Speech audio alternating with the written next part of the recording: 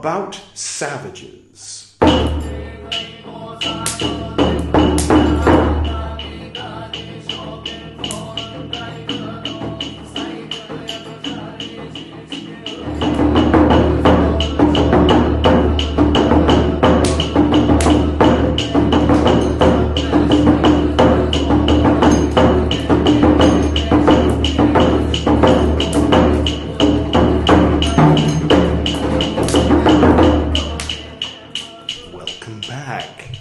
This is Buddhist Books Podcast, episode 243. I thought I was prepared there. Forgot something important. The microphone. Okay, good start, Edward. Tipiṭaka, part 161.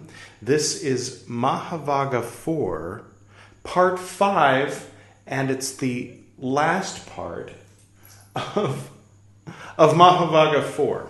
So Mahāvagga means great division.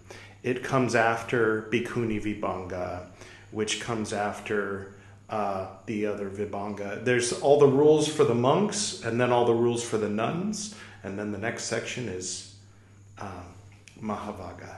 And so it is subdivided into different parts. And all right. So basically, it's pre-sectarian early Buddhism. So this is intended primarily for myself to fill in the gaps in my knowledge. I would like to catch every reference that Master Dogen makes when he's speaking to his disciples, and he talks about some specific monk that was present in the original Sangha and the mistake that he made, and all the monks are like, okay, yeah, because they all have the Tipiṭaka memorized, or the Tripitaka for the Sanskrit inclined. And I would like to also catch every reference made by every Buddhist sutra or ancient scholar. And that was my original motivation. So hopefully, maybe there's some similar motivation why you're here, other than just to find out who this guy is and what the heck he's talking about. So this is the Tipiṭaka of pre-sectarian early Buddhism is what's behind me on the top shelf, and this side of the second shelf. And at some point in my life, hopefully, we will finish reading the Tipiṭaka, and then we'll read some early Mahayana sutras, which are directly behind my solar plexus.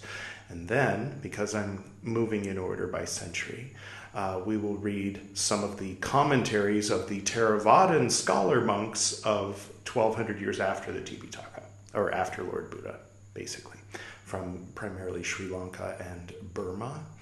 And then we'll move in, and that's down here too, and then we'll move into down here on the third shelf, the later Mahayana Sutras, the Vajrayana Sutras, and the Zen Scriptures. And by then, I think that once that time period is coming up soon, then I will amass a greater collection of Vajrayana and Zen scriptures to read. For now, I've got the basics, Shobogenzo and a few other things. So that's what's happening here. And, normally I would be tempted to bring in all these little icons to explain, what I'm referring to by pointing at them, but I didn't today. So there you go. If you would like to start at the beginning of the Tipiṭaka, then you can click right there, and that'll start at the beginning of the first book, and you'll get to hear all the rules for monks, followed by all the rules for nuns before you arrive at Mahāvagga. And that's basically it. If you're a little confused still, and you would like to know more about this podcast, you can click here. There's an introduction, and it'll tell you all the different things that go on this podcast. Because even though generally we're starting at the beginning and working our way forward, we do jump around a little bit here and there. And so that'll tell you all about how that's all organized. Every 10 episodes we read Shingon. That is become the most popular thing on Buddhist Books Podcast. Apparently there's a lot of interest in places like the US and UK and Canada in that. Before I started reading the Shingon book, This channel was primarily viewed by folks in the northeastern Indian states. I'm here in India as I'm speaking to you, but I'm in Goa. But yeah, there's a lot of Vajrayana Buddhism in the northeastern part of India, as well as obviously Bhutan and Nepal. That was basically, when I looked at the metrics, where are people who are watching this, it was all Bhutan, Nepal, and northeastern India. And now there's Americans too, but they're watching the Shingon and ignoring this other stuff. So anyway, interesting. And telling me to stop being so frivolous. Well, just so you know, the actual Buddhists don't seem to mind. I'm not telling you that you're not an actual Buddhist. Obviously, I'd be pointing the finger just as much at myself. If I point the finger at you, I'm pointing 3 fingers back at myself. The only thing I would suggest is looking into Hanshan and Shide and then tell them to stop being so frivolous. I will go ahead and get to today's reading. I'm very excited to finish reading Mahāvagga IV, and then next time we'll start with Mahāvagga V. And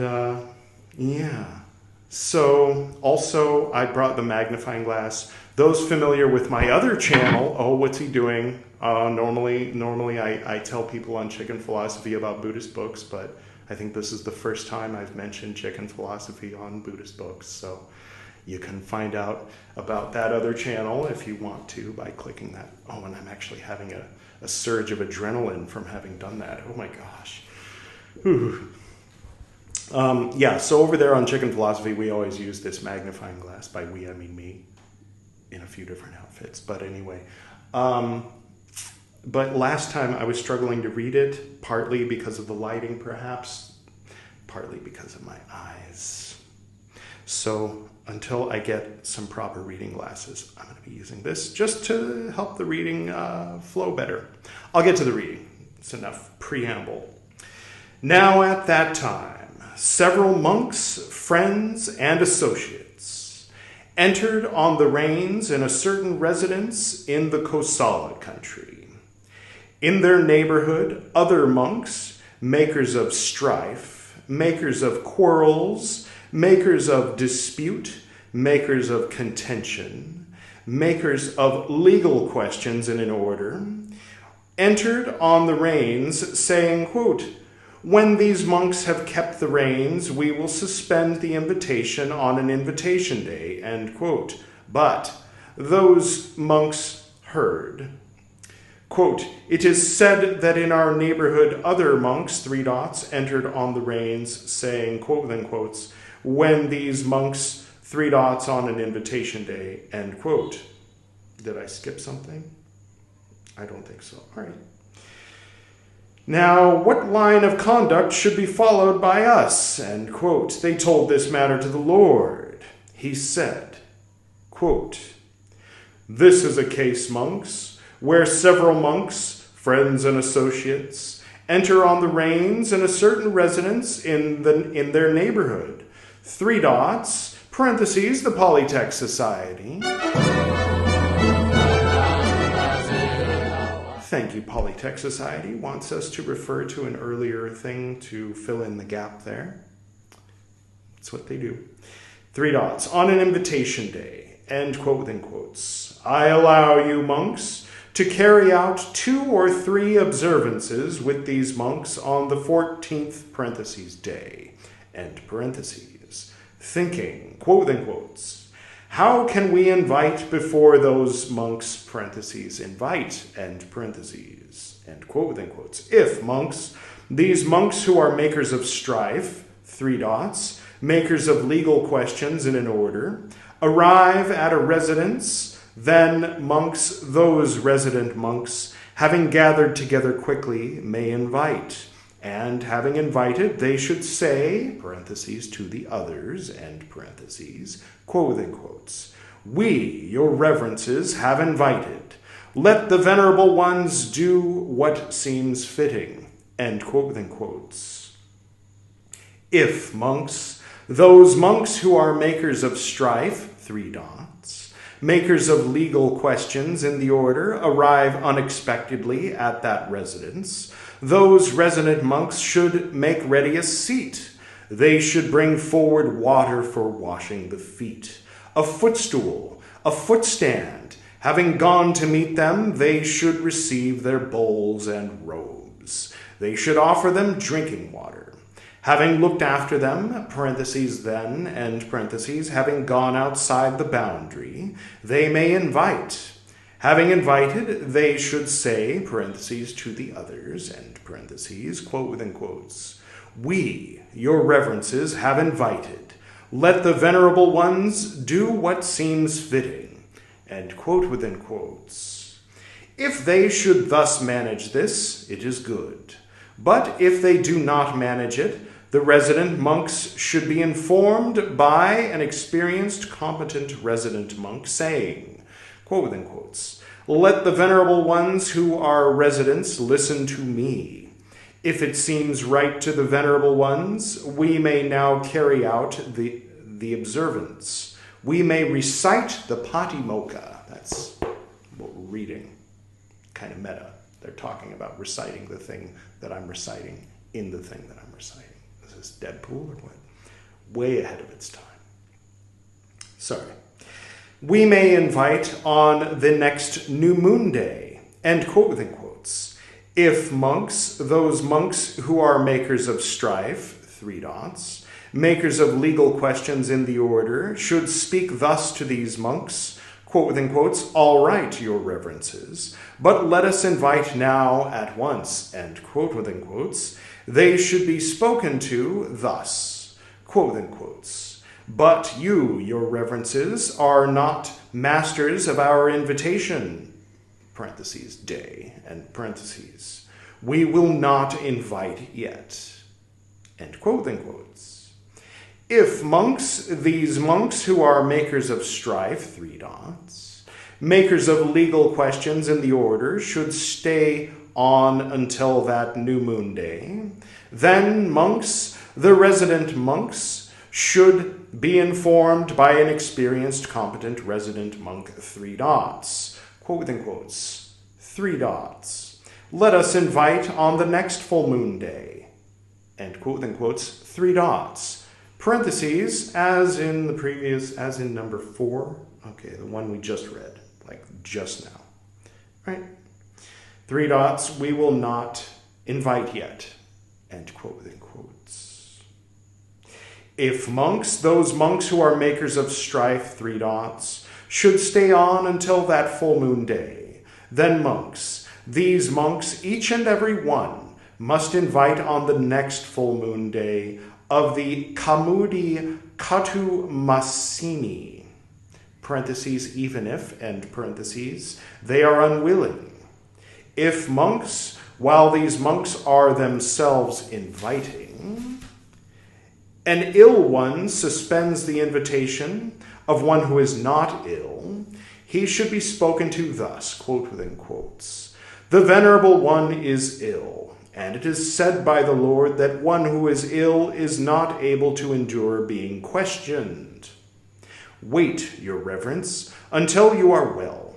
When you are well, you can reprove him if you desire to do so, end quote within quotes. If being spoken to thus, he, parentheses, nevertheless, end parentheses, reproves him, in disrespect, there is an offense of expiation. If monks, while these monks are themselves inviting, one who is not ill suspends an ill one's invitation, he should be spoken to thus, quote within quotes, your reverence. This monk is ill, and it is said by the Lord that one who is ill is not able to endure being questioned. Wait, your reverence, until this monk is well. When he is well, you can reprove him if you desire to do so. End quote within quotes. If being spoken to thus, he, parentheses, nevertheless, end parentheses, reproves him in disrespect, there is an offense of expiation. If monks, while these monks are themselves inviting, an ill one suspends an ill one's invitation, he should be spoken to thus, quote within quotes. The venerable ones are ill, three dots, being questioned. Wait, your reverence, until you are, parentheses, both, end parentheses, well. When he is well, you can reprove him if you desire to do so, end quote within quotes. If being spoken to thus he, parentheses, nevertheless, end parentheses, reproves him in disrespect, there is an offense of expiation. If monks, while these monks are themselves inviting, one who is not ill suspends the invitation of, parentheses, another, end parentheses, who is not ill, the order, having questioned both closely and cross-questioned them, having had them dealt with according to the rule, may invite. End quotes. That was a lot in those quotes. If you remember, Lord Buddha said, and then everything was in quotes. Okay. Now, at that time, several monks, friends, and companions entered on the reins in a certain residence in the Kosala country.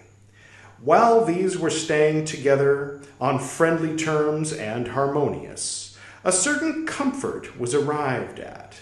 Then it occurred to these monks, quote, while we are staying together, arrived at. Presumably some comfort was in those 3 dots. Okay, Polytext Society. But if we should invite now, it may be that, parentheses, some, end parentheses, monks, having invited, may set forth on tour, and so we will come to lose this comfort. Now, what line of conduct should be followed by us?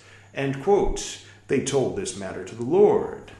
He said, quote, this is a case, monks, where several monks, friends and companions, enter on the reins in a certain residence, while these are staying together, 3 dots, arrived at.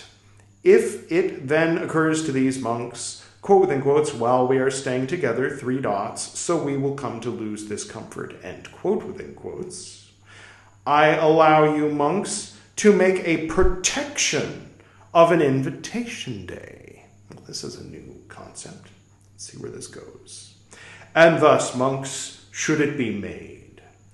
Each and every one should gather in the same place. When they have gathered together, the order should be informed by an experienced, competent monk, saying, quote within quotes, honored sirs, let the order listen to me. While we were staying together, 3 dots, so will we come to lose this comfort. If it seems right to the order may make a protection of an invitation day. It may carry out the observance. It may recite the Patimokkha now. The order may invite on the next Komudi Katu Masini day. This is the motion. Honored sirs, let the order listen to me. While we were staying together, 3 dots, so will we come to lose this comfort. The order is making a protection of the invitation day. It will carry out the observance. It will recite the Patimokkha now. It will invite on the next Komudi Katu Masini day. If the making a protection of the invitation day, parentheses, by the order, end parentheses, is pleasing to the venerable ones, parentheses, so that, end parentheses, it will carry out the observance, will recite the Patimokkha now, and will invite on the next Komudi Katu Masini day, you should be silent. He to whom it is not pleasing should speak. See, that's how they vote. That's how they get a unanimous vote. I'll just keep reading. Okay. A protection of the invitation day is made by the order. It will carry out the observance. It will recite the Patimokkha now, and it will invite on the next Komudi Katu Masini day. It is pleasing to the order, therefore it is silent. Thus do I understand this. End quote within quotes, reminiscent a little bit of in the classical wedding ceremony. The person conducting the ceremony, the priest or what have you, will say, if anybody has some usually it's like meant to be a legal reason, if there's some legal reason, if there's some reason why. And then in the movies, someone barges in at that moment or breaks through a window and says, "The bride's in love with me." All right, anyway, if monks, when these monks have made a protection of an invitation day, any monk should speak thus, quote within quotes, "I want, your reverences, to set forth on a tour of the country. I have business to do in the country," end quote within quotes. He should be spoken to thus, quote within quotes, "Very well, your reverence. You can go when you have invited," end quote within quotes. And if monks, that monk, while he is inviting, suspends another's invitation, he should be spoken to thus, quote within quotes, "You, your reverence, are not master of my invitation day. I will not invite yet," end quote within quotes. And if monks, any monk suspends that monk's invitation while that monk is inviting, the order, having questioned both closely and cross-questioned them, should have them dealt with according to the rule. If monks, that monk, having concluded his business in the country, returns again to that residence before the Komudi Katumasini day, and if monks, while those monks are inviting, any monk suspends that monk's invitation, he should be spoken to thus, quote within quotes, "You, your reverence, are not master of my invitation day. I have invited, parentheses, already, end parentheses, end quote.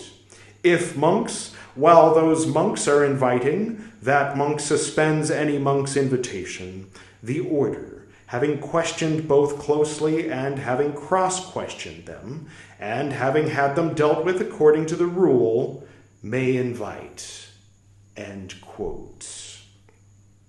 The fourth section, that on invitation. Okay, so this next part is fun. It's the key.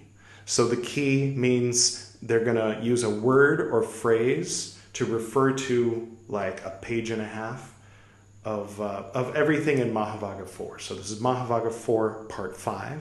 So if you watched Mahāvagga IV, parts 1 through 4, and then you watch this, these words and phrases are meant to recall in your mind, oh yeah, okay, I remember that. There was that, and that. So it's like a quick way that, because this was before they were writing all this down. So this was a way that, like a mimetic device for remembering these things. So here it goes. In this section are 46 items. This is its key. Having kept the reins, they went to see the teacher in Kosala.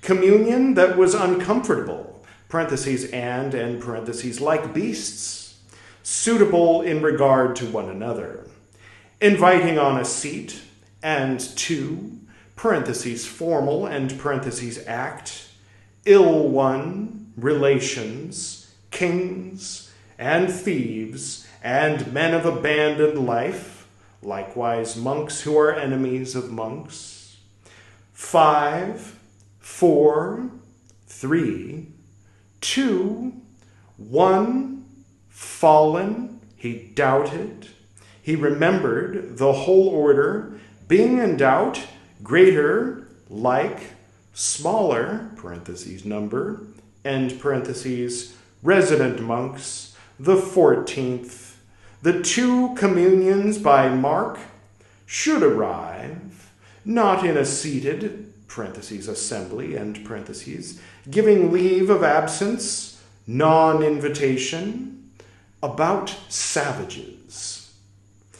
Almost ended, great cloud, and an obstacle, invitation. They do not give, parentheses, leave, end parentheses, quote within quotes, in case our, end quote within quotes, and not, parentheses, duly, end parentheses, suspended, for a monk, parentheses, or on what, quote within quotes, and quote within quotes, and which in regard to what is seen, heard, suspected, reproving and reproved, grave offense, matter, strife, I think we're finally caught up to the beginning of today's recital, and a protection of an invitation day, not master, may invite.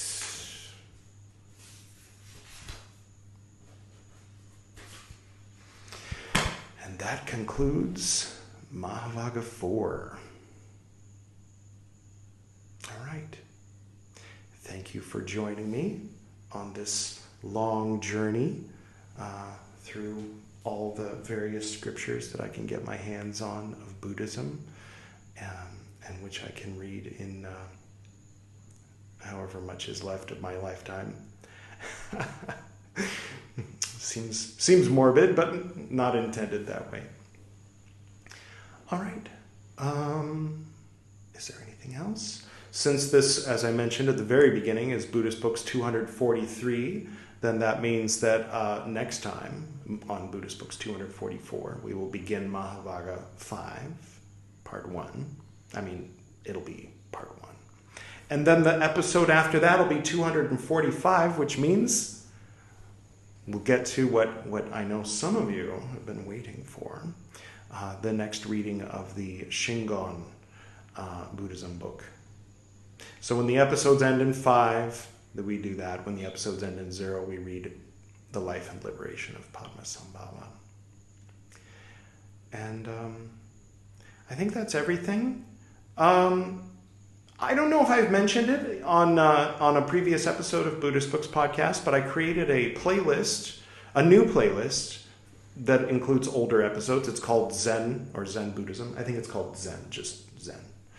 And I'll be adding to that. I do want to get to some more readings of Master Dogen's work as well.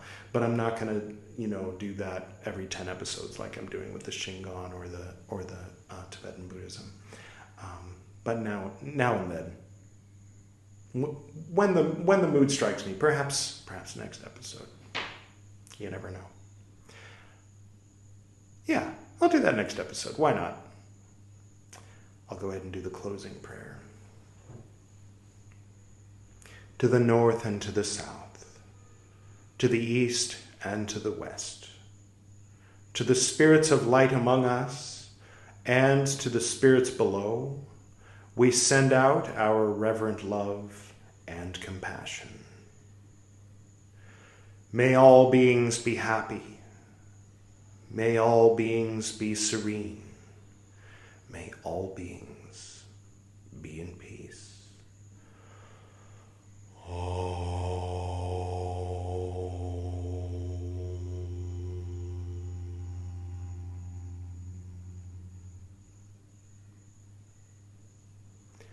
Until next time.